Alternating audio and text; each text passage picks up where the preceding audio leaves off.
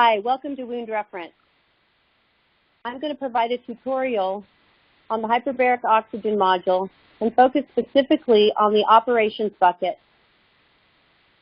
Located in the operations bucket is information on ICD-10 coding, HBO medical staff credentialing guidelines, HBO purchase recommendations, hyperbaric medicine job descriptions and training guidelines, and the operations manual. Let's focus on emergency procedures for now.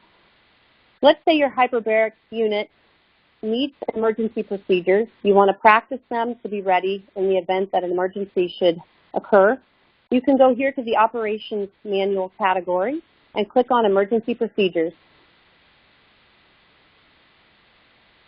From there, if you look up here at the topic outline, you can see all of the HBO mandatory emergency procedures that should be located at the chamber side, starting with cardiopulmonary arrest, communication failure, door safety pin jam, emergency decompression, fire, and if you'll notice, there's fire in a hyperbaric facility, fire in the chamber, fire in an adjacent area, or fire off the unit in another area of the hospital.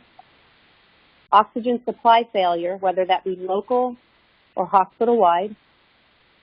Oxygen toxicity, premonitory signs prior to seizure activity or in the actively seizing patient, and suspected pneumothorax.